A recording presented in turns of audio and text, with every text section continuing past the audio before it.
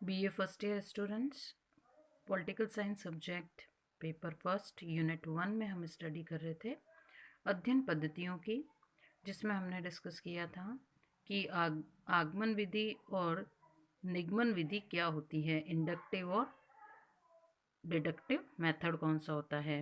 Inductive method के अंतर्गत हम पढ़ते हैं मुख्य रूप से जो पद्धतियाँ उपयोग में ली जाती है विभिन्न शोध कार्य के लिए, जैसे पहला है पर्यवेक्षणात्मक पद्धति, दूसरी ऐतिहासिक पद्धति, तीसरी तुलनात्मक पद्धति और चौथी प्रयोगात्मक पद्धति। ये चार प्रमुख पद्धतियाँ इंडक्टिव मेथड में आती है।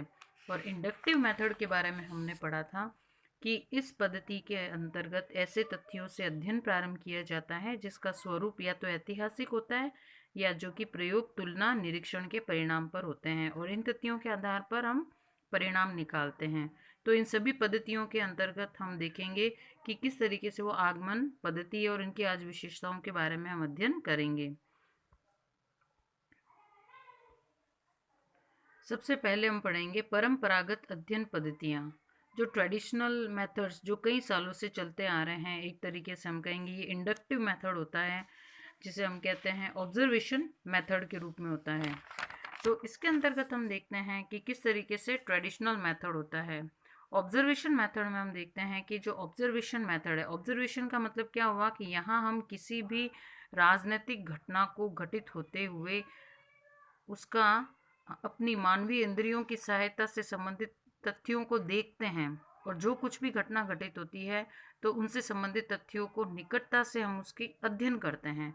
अब इस पद्धति का जो सर्वाधिक प्रयोग वैसे तो साइंस के अंदर होता है, नेचुरल साइंस में इसका प्रयोग करते हैं, लेकिन क्योंकि ये वास्तविकता पर आधारित है और राजनीतिक विज्ञान में हम देखते हैं कि बहुत सी ऐसी घटनाएं होती है जो वर्तमान समय में जो भी राजनीतिक विज्ञान है, तो ये जो घटनाएं घटित होती है, जो राजनीतिक व्यवहार है, हम उसका जो अवलोकन है या उसका जो अध्ययन है हम इस पद्धति के माध्यम से कर सकते हैं। तो इस पद्धति का अधिक से अधिक आजकल राजनीतिक विज्ञान में उपयोग होने लगा है। तो इसके अंतर्गत होता क्या है कि मानव क्या करता है, अपनी इंद्रियों की सहायता से जो घटनाएं घटित होती है उसको देखते हुए तथ्यों को निकटता से अध्ययन करता है और अध्ययन के बाद में निष्कर्ष निकालता है। अब इसकी उपयोगिता को देखते हुए प्रेसिडेंट लॉवेल ने राजनीतिक विज्ञान में इस पद्धति की उपयोगिता बताई है, और इस पद्धति की उपयोगिता के अंतर्गत वो स्पष्ट करते हैं कि राजनीति पर्यवेक्षणात्मक विज्ञान है, प्रयोगात्मक नहीं। राजनीतिक संस्थाओं की वास्तविक कार्यविधि की प्रयोगशाला पुस्तकालय नहीं वरन राजनीतिक जीवन संबंधी बाहरी विश्व है। तो इसके अनुसार इन्होंने जो है वो ऑब्जर्वेशन मेथड को राजनीतिक विज्ञान में इस पद्धति के उपयोग से संबंधित अपना स्टेटमेंट दिया। अब देखते हैं हम कि इस पद्धति का जो जेम्स ब्राइस ने भी बहुत अधिक प्रयोग किया है। उन्होंने अपनी जो एक महान ग्रंथ है अमेरिकन संघ, उसके अंतर्गत और आधुनिक प्रजातंत्र की जो रचना की है उसमें प्रमुख रूप से ऑब्जर्वेशन मेथड का ही उपयोग किया है।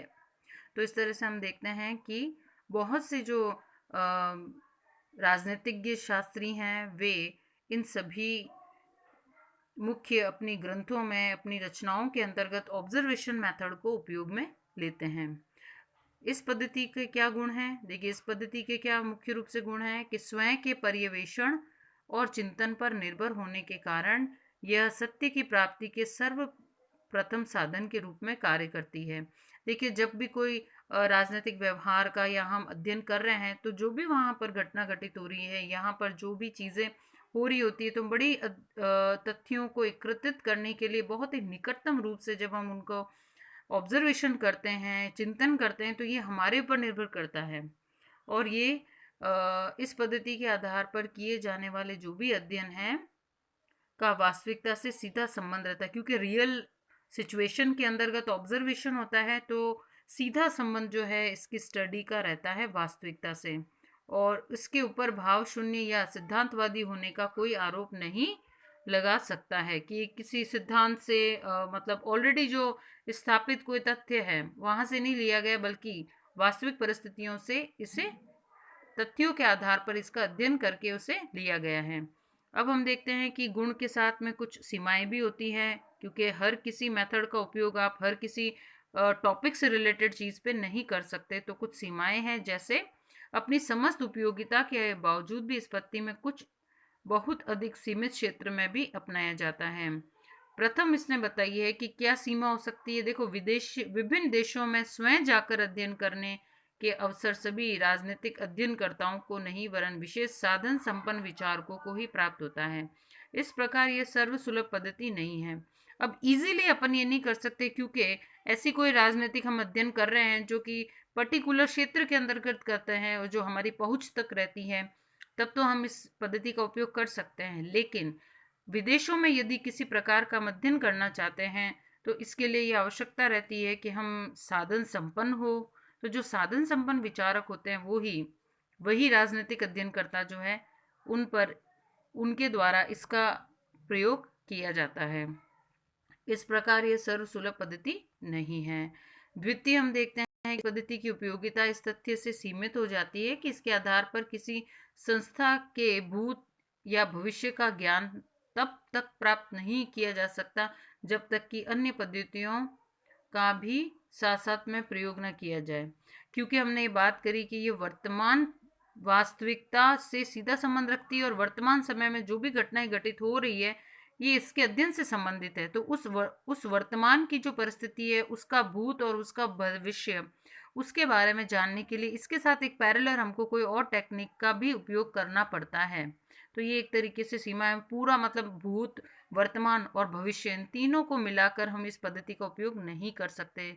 अब इसके अंतर्गत क्या मुख्य सावधानियां रखनी चाहिए। देखिए, बहुत सी महत्वपूर्ण सावधानियां जिसमें ये इम्पॉर्टेंट है कि जो अध्ययन करता होता है उस बात का ध्यान रखे, जब भी वो ऑब्जर्वेशन मेथड को राजनीतिक विज्ञान में उपयोग करे अध्ययन के लिए, उसका अध्ययन वास्तविक तथ्यों और घटनाओं पर आधारित हो, सामान्य अनुभवों पर नहीं, और सामान्य अनुमानों के आधार पर निष्कर्ष निकालने के कारण ही मॉन्टेस्क्यू ने ब्रिटिश संविधान के वास्तविक रूप को समझने में भूल की थी और शांति पृथक्करण सिद्धांत को ब्रिटिश संविधान की प्रमुख विशेषता बतला दिया था। जब ब्रिटिश संविधान की वास्तविकता को जानने के लिए जब रिसर्च किया गया था मॉन्टेस्क्यू के द्वारा, तो उनके द्वारा एक भूल इसलिए हो गई थी क्योंकि उन्होंने जो अध्ययन किया था वो अपने सामान्य अनुमानों के आधार पर कर दिया, जबकि जो वास्तविक घटना घटित हो रही है, जो वास्तविक तथ्य है और जो वास्तविक घटनाएं उन पर आधारित नहीं था।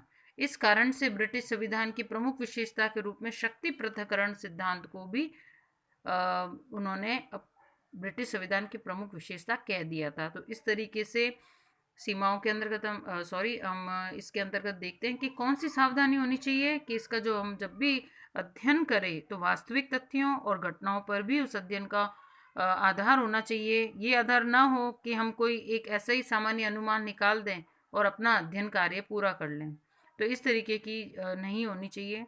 और भी इसके अलावा अपन कह सकते हैं कि एक तो पक्षपात रहित होना चाहिए, क्योंकि हमारे ऊपर है कि हम उस तथ्य और घटनाओं को किस तरीके से अध्ययन कर रहे हैं। तो निष्पक्षतापूर्ण हमें अध्ययन करना चाहिए। इसके अलावा जो अवलोकन होता है वो एकांगी होना चाहिए, एकांगी और क्षणिक नहीं होना चाहिए, क्योंकि जीवन के अंदर हम देखते हैं क्रिया प्रतिक्रिया का चक्र चलता रहता है और संपूर्ण चक्र को ध्यान में रखकर ही हमें अध्ययन करना चाहिए। पहले सभी संबंधित या जो जरूरी तथ्य है उसको इकट्ठा कर लेना चाहिए, उसके उपरांत हमें बड़ी सूझबूझ के साथ में उसकी व्याख्या करनी चाहिए। इस चीज़ का भी महत्वपूर्ण तौर पे हमें ध्यान रखना चाहिए।